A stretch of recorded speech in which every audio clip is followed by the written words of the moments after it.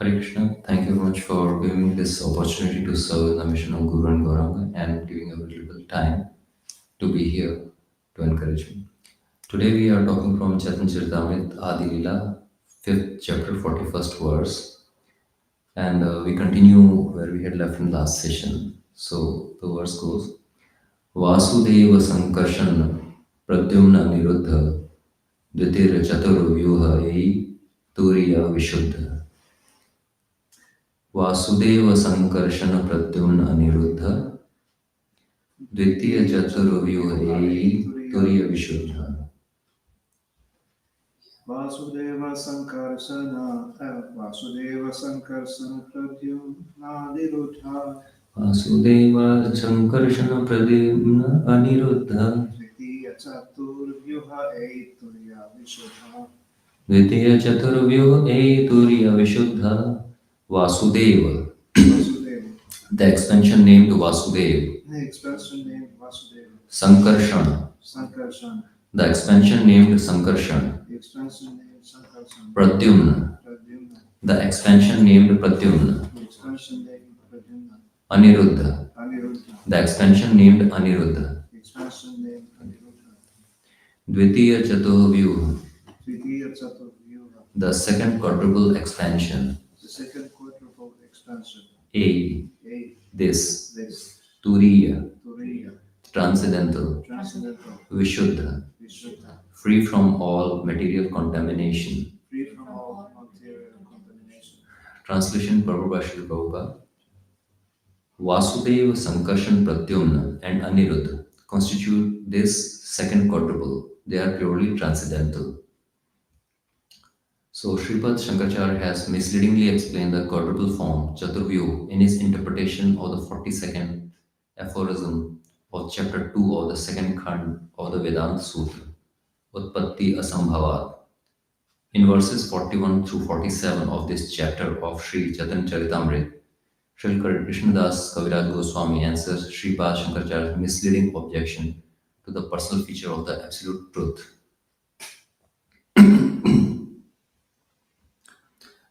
The Supreme Personality of Godhead, the Absolute Truth, is not like a material object that can be known by experimental knowledge or sense perception. In Narada Pancharatra, this fact has been explained by Narayan himself to Lord Shiva. But Shankaracharya, the Shiv of the incarnation of Shiv under the order of Narayan, his master, had to mislead monists who favor ultimate extinction. In the conditioned stage of existence, all living entities have four basic defects, of which one is the cheating propensity. Shankaracharya has carried this cheating propensity to the extreme to mislead the monists. So, this is the verse which we were carrying. So, we discussed 41st and 42nd. So, we proceed further. So, Shankaracharya says in Sutra 43 that devotees think that Pradyumna, who is considered to represent the senses, has sprung from Sankarshan, who is considered to represent the living entities. But we cannot actually experience that a person can produce senses. Devotees also say that from Pradyumna has sprung Aniruddha, who is considered to represent the ego. But Shankaracharya says that unless the devotees can show how ego and the means of knowledge can generate from a person, such an explanation of Vedanta Sutra cannot be accepted. For no philosophers accept the sutras in that way. Shankaracharya also says in Sutra 44 that he cannot accept the devotee's idea that Sankarshan, Pradyumna, and Aniruddha are equally as powerful as the absolute personality of Godhead, full in the six opulences of knowledge, wealth, strength, fame, beauty, and renunciation, and free from the flaw of generation at a certain point. Even if they are all full expansions, the flaw of generation remains. Vasudev, Sankarshan, Pradyumna, and Aniruddha, being distinct individual personalities, cannot be one.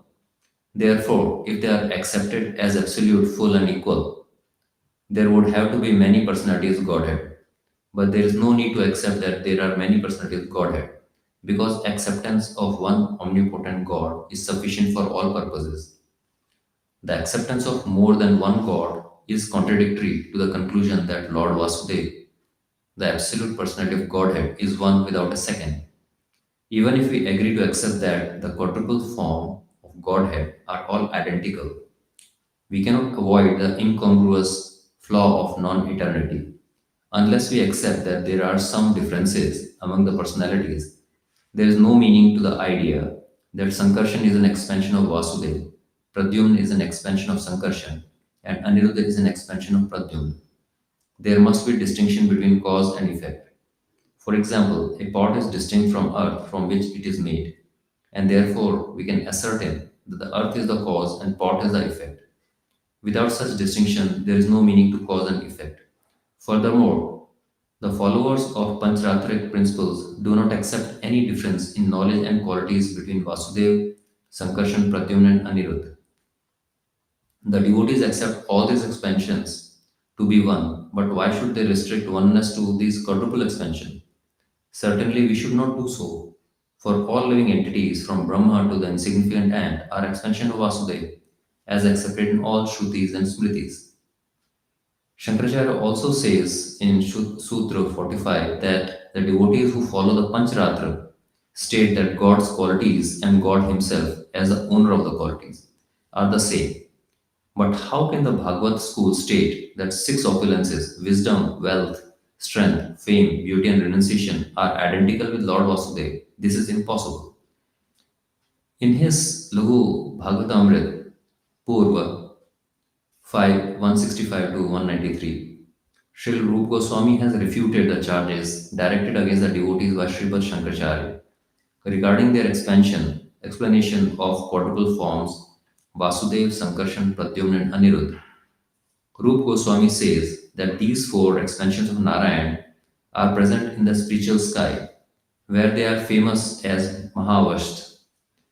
Among them, Vasudeva is worshipped within the heart by meditation because he is the predominating deity of the heart, as explained in Srimad Bhagavatam, 4th canto, 3rd chapter, 23rd verse.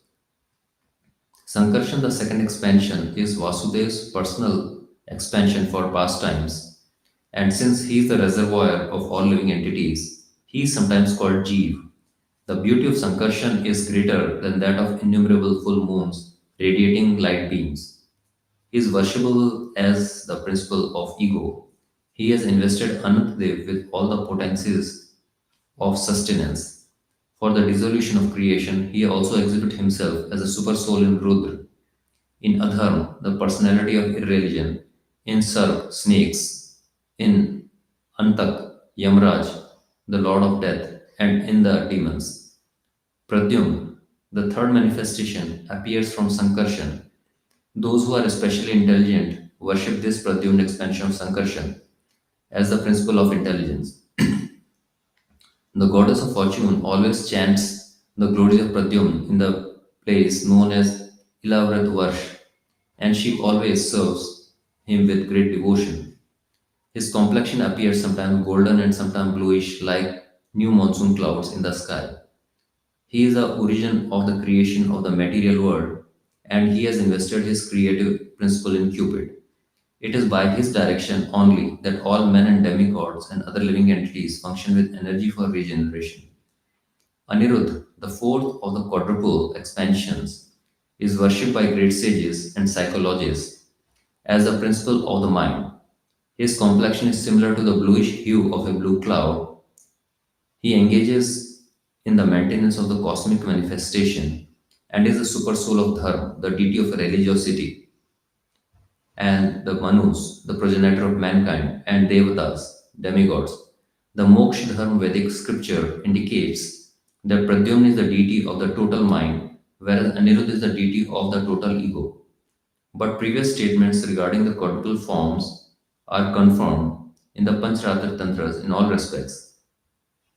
In the Lakhu Bhagavatamrit, Purva, 5th chapter, 86 to 100th verses, there is a lucid explanation of the inconceivable potencies of the Supreme Personality of Godhead, negating Shankaracharya's statements. The Mahavara Purana declares, Sarva Nitya Sastavata cha Dehastasya Paratmanah Hanopadana Rahita Neva Prakriti Jah Kvachit. All the varied expansions of the personality of Godhead are transcendental and eternal, and all of them repeatedly descend to all the different universes of the material creation. Their bodies, composed of eternity, bliss, and knowledge, are everlasting. There is no chance of their decaying, for they are not creations of the material world. Their forms are concentrated spiritual existence, always complete with all spiritual qualities and devoid of material contamination. Confirming these statements, the Narad Pancharatra asserts, Manir yatha vibhagen nila pita vidir yutah रूप भेदम avapanoti dhyana भेदात tathachuta. The infallible personality of Godhead can manifest his body in different ways according to different modes of worship. Just as the Vaidurya gem can manifest itself in various colors such as blue and yellow, each incarnation is distinct from all the others. This is possible by the Lord's inconceivable potency, by which he can simultaneously represent himself as one as various partial forms and as the origin of all these partial forms. Nothing is impossible for his conceivable potencies. Krishna is without a second, but he manifests himself in different bodies as stated by Narad in the 10th canto of Srimad Bhagavatam. Chitram Bataita Eken Vapusha Yoga Path Prathak Greheshu Dve Asht Sahasram Striya Ek Udavata. It is wonderful indeed that one Krishna has simultaneously become different Krishnas in 16,000 palaces to accept 16,000 queens as his wives. Bhagavatam 10th canto, 69th chapter, 2nd verse. The Padma Purana also explains Sadevo Bahuda Bhutava Nirguna Pushottama Ekabhuya Punah Sete Nirdosho Harir Adikrit. The same personality of Godhead, Purushottam, the original person, who is always devoid of material qualities and contamination, can exhibit himself in various forms and at the same time lie down in one form. In the 10th canto of Srimad Bhagavatam, it is said, Yajanti Tvanmaya Tvam Vai Baho Mukti Ek Murtikam. O my Lord, although you can manifest yourself in varieties of forms, you are one without a second. Therefore, pure devotees concentrate upon you and worship only you. Bhagavatam 10th canto, 40th chapter and 7th verse. In Kurma Purana, it is said, Ashtalas Chanarus Chaiv Sthulonush Chaiv Sarvatah Avarana Sarvatah Proktah Shyamo Raktanta Lochana. The Lord is personal, although impersonal. He is atomic, although great. And he is blackish and has red eyes, although he is colorless. By material calculation, all this may appear contradictory. But if we understand the Supreme Personality of Godhead has inconceivable potencies, we can accept these facts as eternally possible in Him. In our present condition, we cannot understand the spiritual activities and how they occur. But although they are inconceivable in the material context, we should not disregard such contradictory conceptions. Although it is apparently inconceivable, it is quite possible for the Absolute to reconcile all opposing elements. Srimad Bhagavatam establishes in 6th canto, 9th chapter, 34 to 37 verses. O my Lord, your transcendental pastimes and enjoyments all appear inconceivable because they are not limited by the causal and effective actions of material thought. You can do everything without performing bodily work. The Vedas say that the absolute truth has multifarious potencies and does not need to do anything personally. My dear Lord, you are entirely devoid of material qualities. Without anyone's help, you can create, maintain, and dissolve the entire qualitative material manifestation. Yet, in all such activities, you do not change. You do not accept the results of your activities, unlike ordinary demons and demigods, who suffer or enjoy the reactions of their activities in the material world. Unaffected by the reactions of work, you can eternally exist with your full spiritual potency. This we cannot fully understand. Because you are unlimited in your six opulences, no one can count your transcendental qualities. Philosophers and other thoughtful persons are overwhelmed by the contradictory manifestations of the physical world and propositions of logical arguments and judgments. Because they are bewildered by the word jugglery and disturbed by the different calculations of the scriptures, their theories cannot touch you, who are the ruler and controller of everyone and whose glories are beyond conception. Your inconceivable potency keeps you unattached to the mundane qualities, surpassing all conceptions of material contemplation. Your pure transcendental knowledge keeps you beyond all speculative processes. By your inconceivable potency, there is nothing contradictory to you. People may sometimes think of you as impersonal or personal, but you are one. For persons who are confused or bewildered, a rope may appear to manifest itself as different kinds of snakes. For similar confused persons who are uncertain about you, you create various philosophical methods in pursuance of their uncertain positions. We should therefore always remember the difference between spiritual and material actions. The Supreme Lord, being all spiritual, can perform any act without extraneous help. In the material world, if we want to manufacture an earthen pot, we need the ingredients, a machine, and also a laborer. But we should not extend this idea to the actions of Supreme Lord, for He can create anything in a moment without that which appears necessary in our own conception. When the Lord appears as an incarnation to fulfill a particular purpose, this does not indicate that He is unable to fulfill it without appearing. He can do anything by simply by His will, but by His causeless mercy, He appears to be dependent upon His devotees. He appears as the son of Yashoda Mata, not because he is dependent on her care, but because he accepts such a role by His causeless mercy. When he appears for the protection of his devotees, he naturally accepts trials and tribulations on their behalf. In the Bhagavad Gita, it is said that the Lord, being equally disposed towards every living being, has no enemies and no friends, but that he has special affection for a devotee who always thinks of him in love. Therefore, neutrality and partiality are both the transcendental qualities of the Lord, and they are properly adjusted by his inconceivable energy. The Lord is Parabrahman, or the source of the impersonal Brahma, which is his all pervading feature of neutrality. In his personal feature, however, as the owner of all transcendental opulences, the Lord displays his partiality by taking the sides of his devotees. Partiality, neutrality, and all such qualities are present in God, otherwise, they could not be experienced in the creation. Since He is the total existence, all things are properly adjusted in the Absolute. In the relative world, such qualities are displayed in a perverted manner, and therefore we experience non duality as a perverted reflection. Because there is no logic to explain how things happen in the realm, the Lord is sometimes described as being beyond the range of experience. But if we simply accept the Lord's inconceivability, we can then adjust all things in Him. Non devotees cannot understand the Lord's inconceivable energy, and consequently for them, it is said that He is beyond the range of conceivable expression. The author of Brahma Sutras accepts this fact and says, Shrutastu Shabd Mula Tattva. The Supreme Personality of Godhead, being unconceivable to an ordinary person, can be understood only through the evidence of the Vedic injunctions. The Skand Puran confirms, Achintya Khalu Ye Bhav Na Tams Tarken Yojayet. Material matters inconceivable to a common man should not be subject for argument. We find very wonderful qualities even in such material things such as jewels and drugs. Indeed, their qualities often appear inconceivable. Therefore, if we do not attribute inconceivable potency to the Supreme Personal Godhead, we cannot establish His supremacy.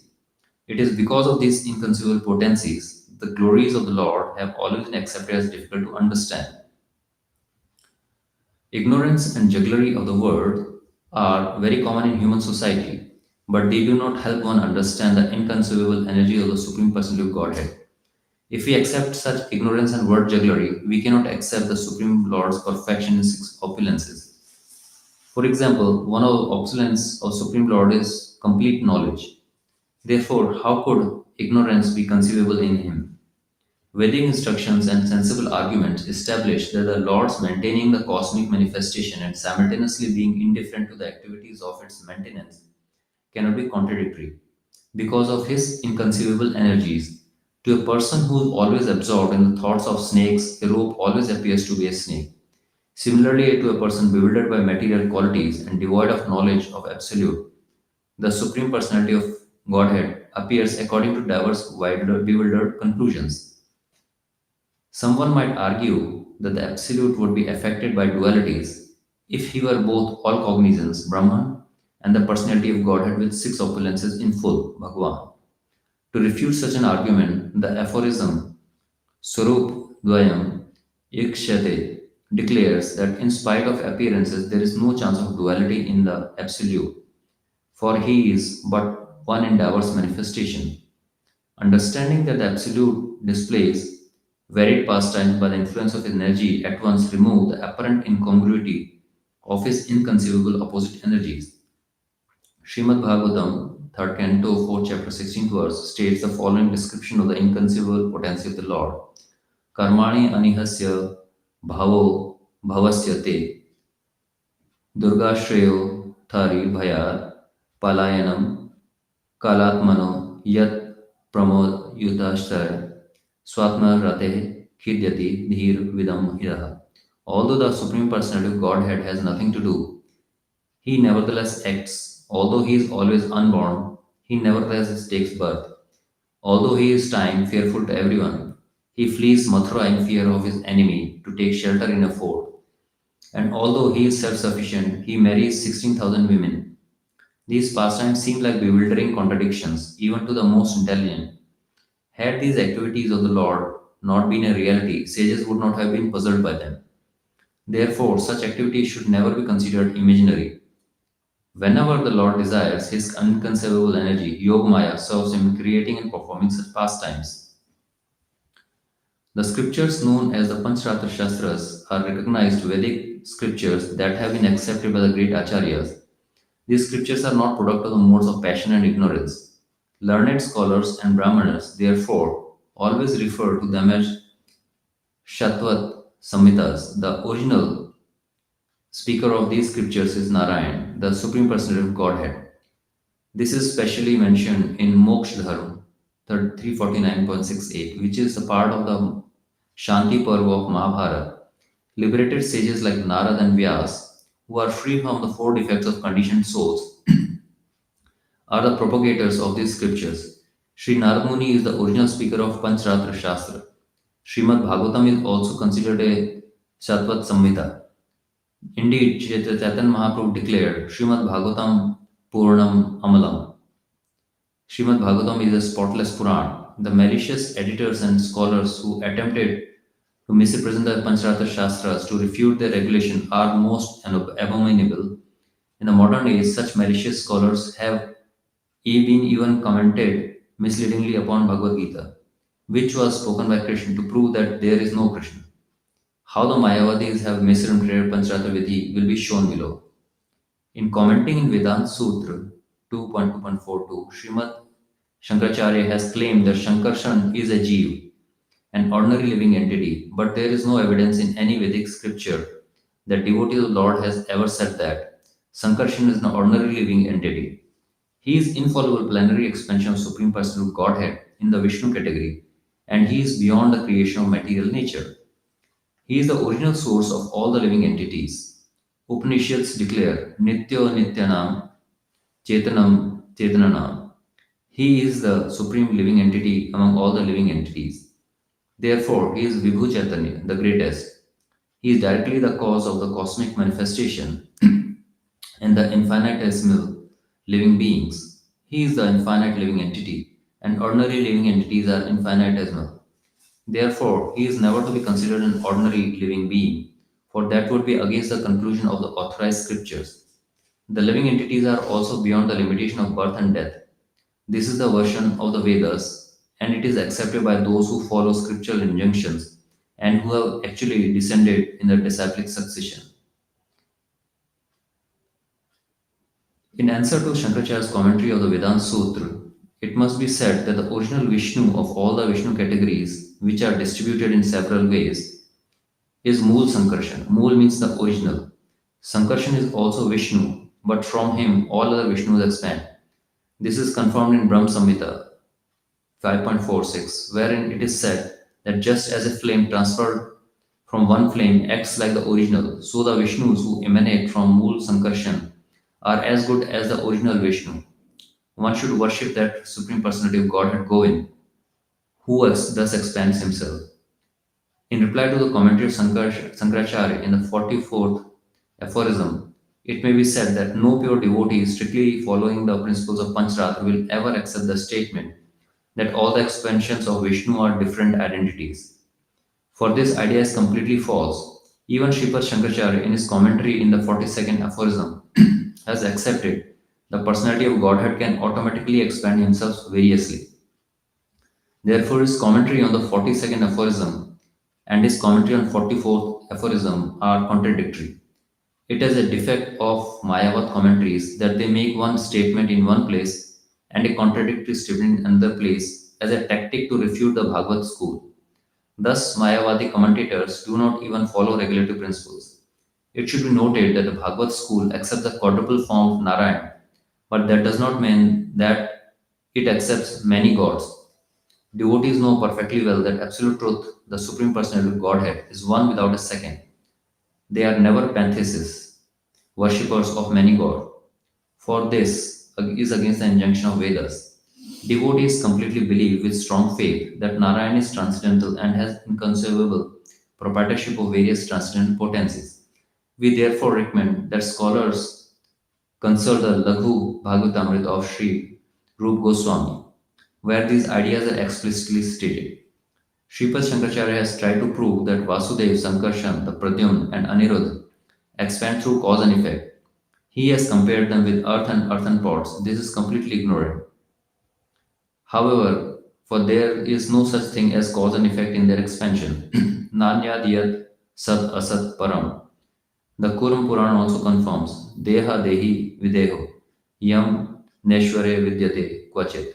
There is no difference between the body and soul in the Supreme Personality of Godhead. Cause and effects are material. For example, it is seen that a father's body is the cause of a son's body, but the soul is neither cause or nor effect. On the spiritual platform, there are none of the differences we can find in cause and effect. Since all the forms of Supreme Personality of Godhead are spiritually supreme, they are equally controllers of material nature. Standing in the fourth dimension, they are the predominating figures on the transcendental platform. There is no trace of material contamination in their expansions because material laws cannot influence them. There is no such rule as cause and effect outside the material world. Therefore, the understanding of cause and effect cannot approach the full, transcendental, complete expansion of Supreme Personality of Godhead. The Vedic literature proves this. Om Purnam Adaha Purnam Idam Purnat Purnam Udachyate Purnasya Purnam Adaya Purnam Evashi Chiyajate.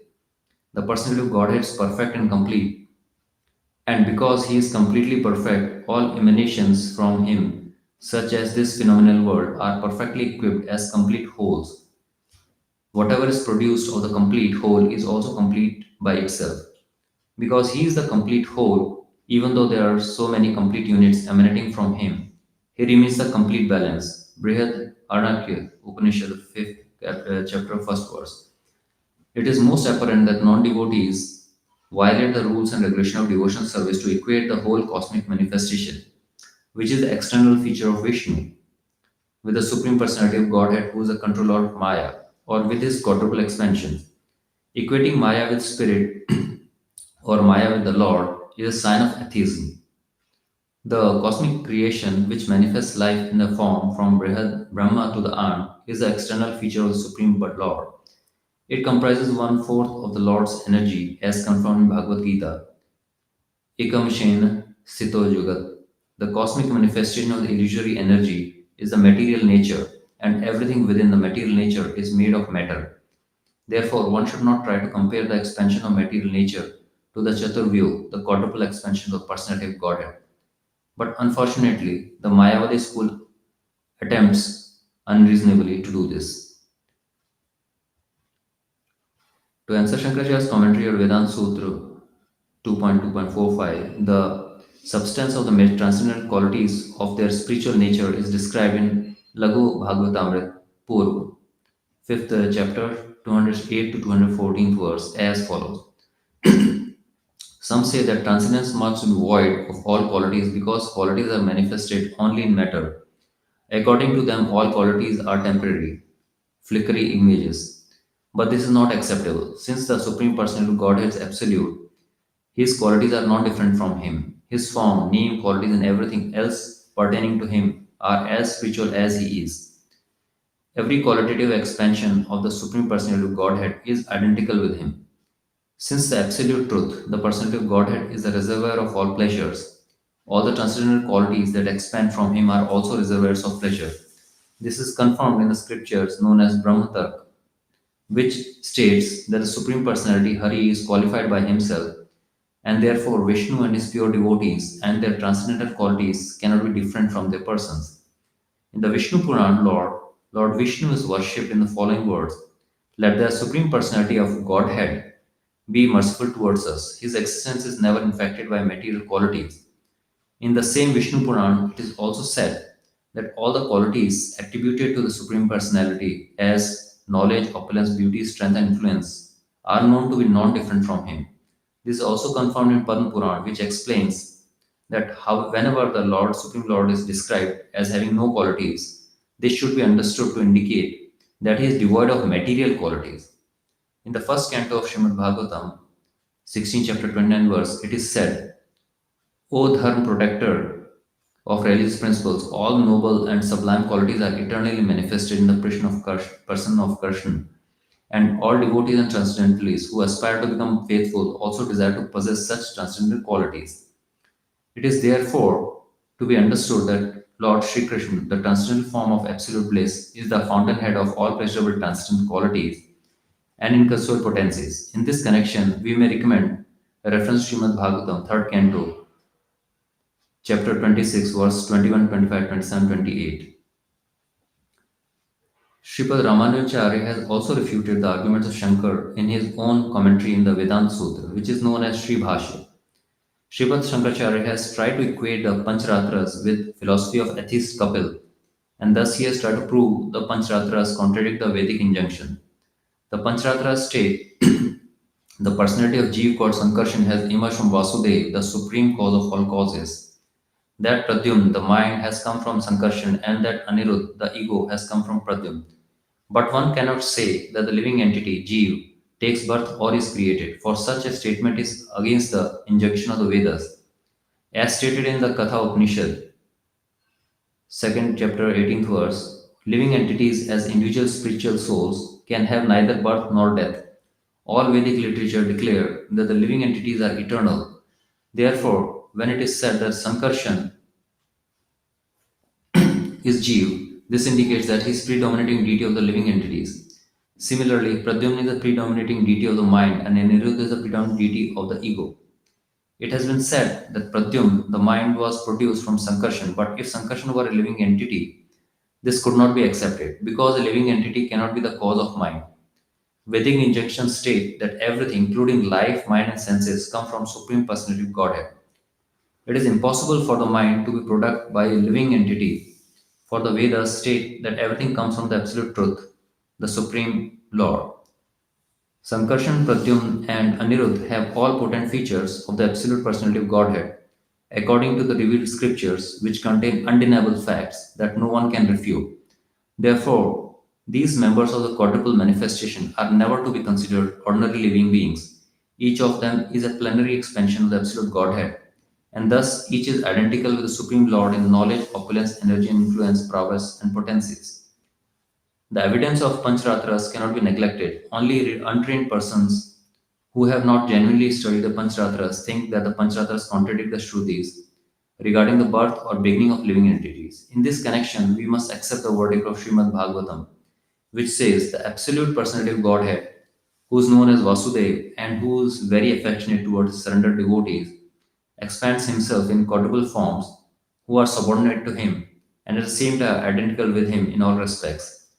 The Paushkar Samhita states the scriptures that recommend Brahmanas worship the quadruple form of Supreme Personality of Godhead are called Agamas, the authorized Vedic literatures. In all Vaishnava literature, it is said that worshipping these quadruple form is as good as worshipping the Supreme Personality of Godhead Vasudeva, who is in his different expansions, complete in six opulences, can accept offerings from his devotees of the results of their prescribed duties. Worshipping the expansions from the pastimes, such as Nirsing, Ram, Shesh, and Karma, promotes one to the worship of the Sankarshan quadruple. And from that position, one is raised to the platform of worshiping Vasudeva, the Supreme Brahman. In Pashkar Samhita, it is said if one fully worships according to regulatory principles, one can attain the Supreme Personality of Godhead Vasudeva.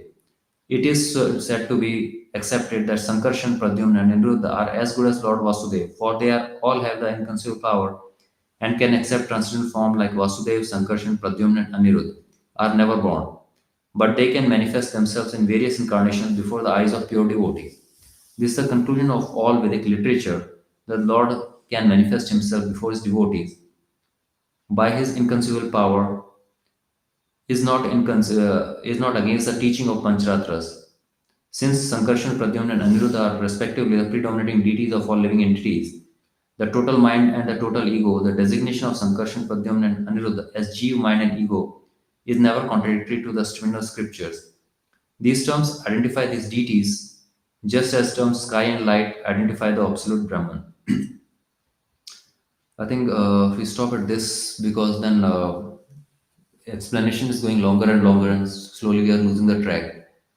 But we are seeing, do you have other idea or do you want to finish this? No, no, no. I mean, I'm just smiling. It's such a long purport. And it's still going on and on. Yeah, yeah. But the basic thing, as we were discussing last time also, that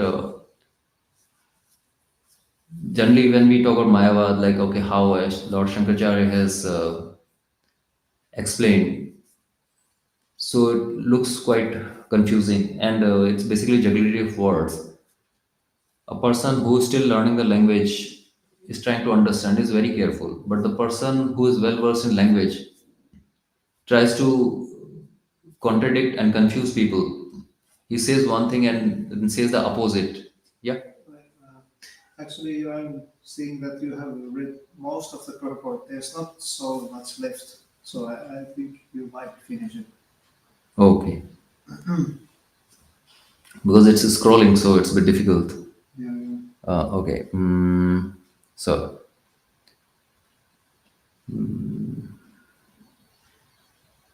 The scriptures completely deny the birth of yeah. production of the living. The scriptures completely deny the birth or production of the living entity. In Param Samhita, it is described that material nature, which is used for other purposes, is factually inert and always subject to transformation. The field of material nature is the arena of the activities of fruitive actors, and since the material field is externally related with Supreme Personality of Godhead, it is also eternal. In every Samhita, the Jeev, living entity, has been accepted as eternal, and in the Pancharatras, the birth of the Jeev is completely denied. Anything that is produced must also be annihilated. Therefore, if we accept the birth of the living entity, we also have to accept his annihilation. But since the Vedic literatures say that the living entity is eternal, and one should not think the living being to be produced at a certain time, in the beginning of Param Samhita, it is definitely stated that the face of material nature is constantly changeable. Therefore, beginning, annihilation, and all such terms are applicable only in the material nature. Considering all these points, one should understand that Shankaracharya's statement that Sankarshan is born as a Jeev is completely against the Vedic statements. His assertions are completely refuted by the above arguments. In this connection, the commentary of Sridhar Swami on Srimad Bhagavatam, third canto, first chapter, 34th, is very helpful. For a detailed refutation of Shankaracharya's argument attempting to prove Sankarshan an ordinary living being, one may refer to Srimad Sudarshanacharya's commentary on Sri Bhashya, which is known as Shrut Prakashika. The original quadruple form, Krishna, Baldev, Pradyumna, and Aniruddha, expand into another quadruple which is present in the Vaikuntha planets of the spiritual sky. Therefore, the quadruple forms in the spiritual sky are the second manifestation of the original quadruple in Dwarka. As explained above, Vasudev, Sankarshan, Pradyumna, and Aniruddha are all changeless, transcendental planetary expansion of the Supreme Lord who have no relation to the material modes. The Sankarshan form in the second quadruple is not only a presentation of Balram, but also the original cause of the causal ocean, where Karanoy Dakshai, Vishnu, lies asleep, breathing out seeds of innumerable universes. In the spiritual sky, there is spiritual creative energy, technically called Shuddha Tattva, which is a pure spiritual energy that sustains all Vaikuntha planets with the full opulence of knowledge, power, wealth, prowess, etc. All these actions of Shuddha Sattva display the potencies of Mahasankarshan, who is the ultimate reservoir of all individual living entities who are suffering in the material world. When the cosmic creation is annihilated, the living entities who are indestructible by nature rests in the body of Mahasankarshan. Sankarshan is therefore sometimes called a total jeev. As spiritual sparks, the living entities have the tendency to be inactive in the association of the material energy, just as sparks of fire have tendency to be extinguished as soon as they leave the fire. The spiritual nature of the living being can be rekindled. However, in association with Supreme Being, because the living being can appear either in the material or in spirit, the Jeev is called the marginal potency. Sankarshan is the original of Karana Vishnu, who is the original form who creates the universes, and that Sankarshan is but a plenary expansion of Sri Nityananda Ram. Hare Krishna, thank you very much for keeping me motivated to continue and finish this verse because I was thinking it will take another session. And if you find that we are having two sort of views out here, one is what Shankaracharya is saying, and then counter argument for that. And as we go through the verse, we'll realize that it's like allegation and then counter allegation. Basically, is like pros and cons of the opposite views. But sum and substance remains the same. That person who gains some knowledge tries to prove his knowledge, develops this enviousness towards Krishna, and then he tries to prove that why Krishna is not the Supreme Lord. And whereas a devotee who understands the reality does not get confused by all this. It's very easy to confuse a person. It is said that if you repeat the same thing three times to the person and in different tones, the person starts being confused. Why is this person saying the same thing? So with the same sentence, we can confuse a person. And here we are talking about Shankaracharya, who is not different from Lord Shiva himself, and who's the greatest of Vaishnavas, devotee. And he is given this task by Lord Krishna himself that you go and you preach this. So obviously, when the greatest devotee is saying, so it becomes all the more confusing. When we as simple people, we can confuse each other by repeating the same thing three times, four times. So what to talk of the greatest devotee who has been asked by Lord Krishna himself to confuse others? And why is he trying to confuse? He's not trying to confuse the pure devotee souls, but those who have their other inclinations, because he wants everybody to be satisfied and they come back to him when their own time comes and they are totally satisfied. Because he does not want anybody to suffer. So if they have some wishes for which they are willing to take the reaction, so he gives them those options. But devotees don't get confused by this. They may get overwhelmed by such overload, information overload. Like you saw that even the single verse, if you just say, ask me to repeat, it will be difficult. But they, in the end, they know that Krishna is the one and supreme, and all the activities which Krishna does are just his pastime, which he does out of his free will. Whether he comes as a helpless child, or whether he comes all powerful, or whether he's come in any of his avatars, he's one and the same. So if devotees just stick to that, they don't get confused. Otherwise, it's very easy to get confused by people who are having different tendencies or different inclinations. So, is there any question or comment you could please ask? Yes, bro. Uh, there were many, you said many different things about the same kind of matter, like there was this Chaturvyuha and what they do represent. For example, there were some cases where Aniruddha was said to be a representative of ego, and Mhm. in other place, representative of mind, Mhm. and then some other, like I think Vasudeva was said to be a representative of the mind at one point. Mhm. I'm a little bit confused. Well, what is the actual conclusion of this? What do they represent?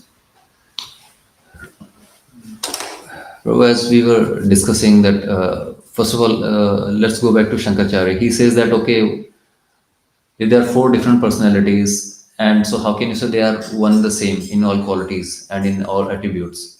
So they cannot be one. So that's where he is confusing. And at the same time, what is the need for? You can extend logically. What is the need for four different personalities? It's something like this that there's a shelf of books behind you. If the conclusion of all the books and all the scriptures that Krishna is the supreme, then why read so many books? We can say that. At the same time, when we do like this very sarcastic comments, why are we learning trigonometry when at the end of the day we are busy with our own simple activities? But thing is that there are various forms of knowledge which are given to us depending on what time place circumstances we are in. That knowledge might comes in handy. So that's the reason when we are going to school, well, let's say typically in Finland, you have something called daycare or päiväkoti, and before that, those children who are not there going there before the age of 3, they are going to kerho, or where there's some kind person will be taking care of them. So just helps them to socialize. So from one step leads to another step. Then they go to päiväkoti where they are interacting more and more to be guided, disciplined, and then interacting with each other and how to interact with elders. And then when this ground is prepared, then they go to Kolu or school where they are being taught different subjects. And if you realize that those subjects, seemingly, if I were to ask you what subjects did you study, many subjects you won't even remember. But we cannot say that they are meaningless subjects. They had their purpose for that particular time, place, circumstances. And depending on the type of profession we choose, we find which skills are necessary. We are learning that. It's something like this that we have all the 7 colors in spectrum. We have one or two favorite colors, but all the colors are there because we don't know which shade we'll be requiring and what places. And in my line itself, in teaching and consulting, I have understood that if you say the same thing, like there are 26 alpha from A to Z in English, people may or may not understand. So depending on what they want to understand, sometimes you have to use different examples just to arrive at the same conclusion. It's something like this that you have your small child who you want to learn many things so that the child is prepared for all the eventualities. At the end of the day, if you tell child, okay, believe in Krishna, that's it. But then the child does not even know how to open the door and go outside and cross the road and go to the temple. Then what's the knowledge?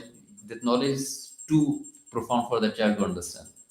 So we have to grade the child slowly so that the child slowly starts understanding who is he in the first place, where is he coming from, who is Krishna, so that he able to know, learn for himself at his own pace, and then goes to temple and then starts seeing how he manifests, and then various other activities. So now I'm sure that you'll again say that you are trying to distract from the topic. That's not the case. I cannot distract you, I know that. But what I'm trying to say is that there are various knowledge which are given coming to the same conclusion that Krishna remains one. In different religion, different languages, you use different words, different symbolisms to come to the same conclusion if you are perfecting your life. So it doesn't matter whether we are talking mind, intelligence, ego, and because if at the end of the day, if you are just getting distracted by the semantics or the grammar, we are falling short of the objectives.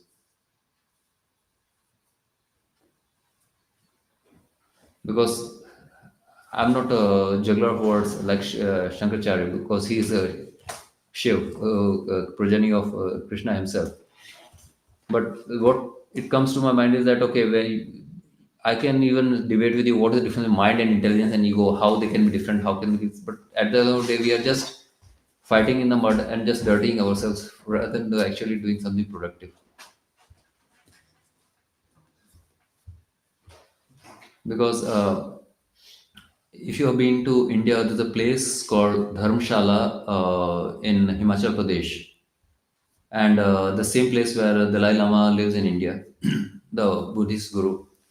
So they have this Vedic, not sorry, that's Buddhist scriptures in a wooden type of drums type of thing, and they have this saying that anybody who goes there, you please just rotate them, and they say that this air which touches those drums gets purified, and then it purifies the atmosphere. All good, very good. I've been there many years back. I think it was way back in 1985 before I had even come to ISKCON even first time. So, like a typical Hindu, I would go, okay, yeah, okay, Lord Buddha, okay, he's one of the Shavtars. Okay, we have to do this, so we do this without understanding why we are just doing this. So, my maternal aunt said that they have this typical logic, like Buddhists are very, very good. What they do that they are just talking at the end, and every time, whatever you say, One person will say, okay, God is everywhere, so and then claps. So other person will say, oh, even in the mud, and then clap. At the end of the day, you realize that they are beautiful with words, beautiful logic. You say something and they'll counter with you. But at the end of the day, what are they achieving? They're in the same figure of eight. They're just arguing, counter arguing. They're just satisfying their ego. Okay, I'm better than you. If you come out with this, I come with something more witty and defeat you. It's like a childish play of if you are playing chess in tournaments, you are actually doing something productive. But if you are just fighting with each other, okay, this piece goes there, this piece there, you're cheating. What are we achieving? It is something like that. So it's very, very difficult. And in fact, I don't remember, but read long back that even this Adi Shankaracharya, we have come about this, but we are not aware where, how did he actually die, or how did he disappear. It is said that actually he went to somewhere in some Buddhist monastery, and they were doing this shastras. And their condition was that the person who loses that shastras has to enter a drum full of boiling oil. And he was always carrying one personal assistant who was always preparing this sutras or like debate points. That day, that student had not come out there, and then this Adi Shankaracharya actually lost there, and then he had to leave his body. Of course, there could be various possibilities, but the fact of the thing is that the time had come for him to end his pastimes.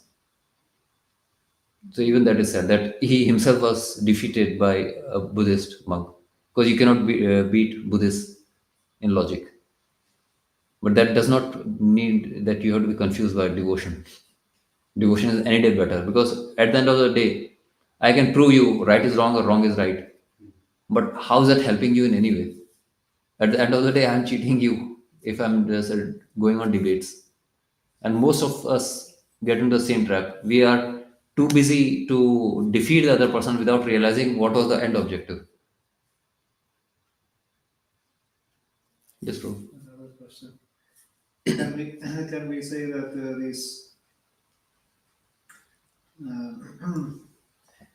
these quadruple expansions, they can represent any of those items at any point? I'm sorry. Can these quadruple expansions represent any of those mind, intelligence, and ego and senses? Yeah, they do. Whatever we do, basically, if you are thinking any good quality, bad quality, everything is coming from Krishna. And as we were reading the explanation, now it's difficult to go into that encyclopedia of the explanation. But it was mentioned that whatever we see mundane or anything, everything is coming from Krishna. If it is coming, if you are thinking about even anarthas, if it is not in Krishna, it will not be coming to us in any case. And sometimes Krishna is just playing with us so that that tendency gets agitated even more.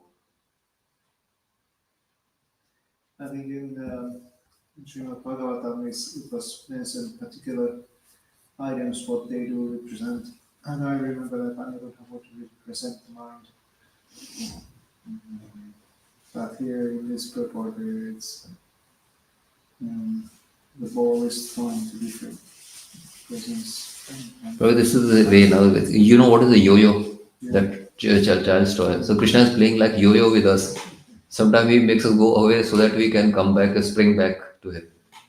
So he's always saying, okay, you experiment. There is this room full of toys. You just play with what toy you want to. And at the end of the day, when you are feeling hungry, when you need me, come back to me. That's my understanding. Anyway, I think there was a mention in this purport, just like in the first verse of Bhagavatam, even the great sages and demigods, they get bewildered by the energy of the Lord. Yes, of course. So the thing is, if we are distracted, we can be basically. That's why it is said that okay. I was living in Kashmir earlier, so there was like this. Okay, Nazare hati, durghatna ghati. The minute you lose your focus, accident happens. Like I'm told that in Norway we have similar roads which are like very curvature and like up and down and all those things. So if you are a very careful driver and if you're totally focused, it's good. Otherwise, you realize that one mistake will be too costly. And if you have been to places like upper Himalayas in Ladakh and all those, where the soil is also, it's not like finished soil where it is like very hard rock. There it is like a loose soil and all those things. Like The roads also very narrow. So if you are just not very cautious, the oxygen is diminishing, so even you can't even focus sometimes. And then in that you have to grow, you go in convoys and different routes. And one mistake, and then you got hundreds or thousands of feet down below. So there's no room. So basically, that's why they say that the people who drive in mountainous terrains are very good drivers because they are always very, very alert. I remember Muniraj was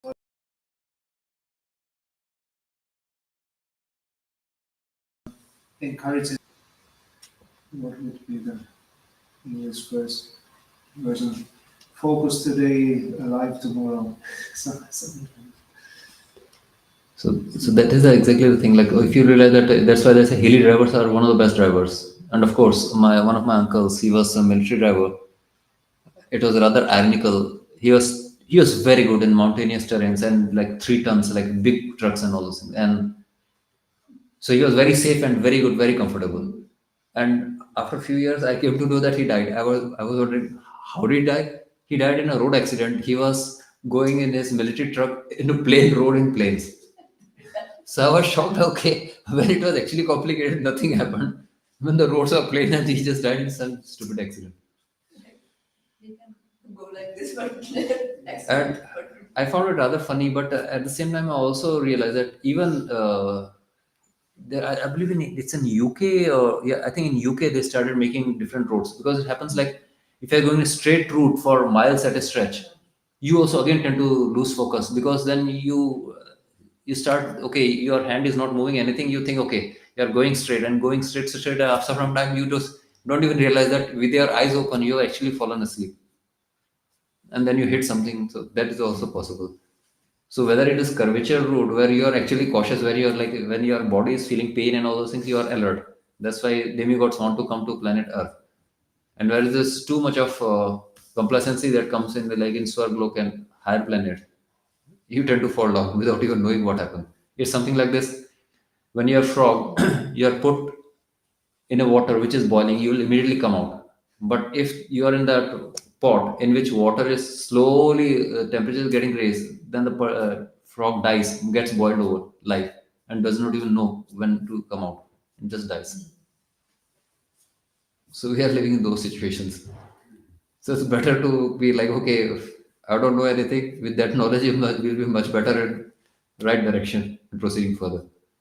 The minute we start thinking, okay, what is happening, and that's why we realize that most of people who leave our movement are the ones who started getting more interested, losing focus on Krishna, and rather more interested in going, what is happening, what is my swarup, which gopi I am, what manjari I am, what sense it makes. Yeah, you don't even know who Krishna is, and you're talking about pastimes of Krishna and who are the associates of Krishna. That's meaningless. How can I talk to you about PhD when I've not even completed my school? Forget about even graduation. We are talking about a very high level when we don't even know. And then we say that, okay, Goswamis are basically the gopis. Yes. But why are they, even the knowledge of Chaitanya Mahaprabhu, it's all through coming through Goswamis. And as I've understood that all his knowledge, he has given all in Shikshakashtam. Basically, he has given the consent. And every knowledge he has given to his associates who he knew were qualified enough. And that's why Srila Prabhupada also tried to give the basic literature what was necessary for us. And for other Vedic literature, he said that the translation need to be done. All Gaudiya literature needs to be translated. He gave what was very necessary for us, and we are struggling even with that. I'm talking personally about me. So what to talk about? There's so much of literature and all knowledge, and here we come across people who have no clue. They are not even knowing Sanskrit, and they want to know what is their swarup in Golok Vrindavan. They don't even know where the physical Vrindavan is. They go to Vrindavan and then they say, okay, how is it? This is dirty. Okay, so much dirt. Where is it? Like, so that's where the Dham hides himself. So when we have such a, so that's like Padpad Dham, like wherever we go, that's the reason. The only thing which I understood is what are the cautions. Like, don't go to Dham without saintly person, and don't be there more than 4 days unless you are in yatra. So like there's so many things. Otherwise, we do after 4 days that fever of like devotion slowly starts going down, and when we start seeing okay, no, this person did this, how could he do this, how could he do that, this thing is costing this much, he's trying to cheat. Like we start getting into this, we start getting into agitation, and basically we start losing focus. Why we harm in the first place? That's true for our spiritual life also. At least I tend to get distracted very fast. So as long as I remember that I don't know anything, I'll be more cautious, more careful. You yourself know that if you are carrying many things, and if you are going from anywhere from Helsinki here to Vantaa, you are comfortable. But if you have to go in airplane and then you are taking some flight, like you know that now, if you try to go to India, if you go by Finnair, it is very costly. If you take a flight which hops, skips, and jumps, and to save money, then you'll be very, very alert. Okay, now I have to keep all my things together. In Finnair, okay, I go at the airport, I keep it, I go comfortably, go check out. That's about it. But when you know that no, there are many, many distractions, then you are more alert. It's like that. That's my understanding. I hope that Yeah, somewhat satisfies. yeah, sure. Any other question or comment? Bro, Hare Krishna. Thank you very much for patiently listening. Thank you. All the ways to lesson.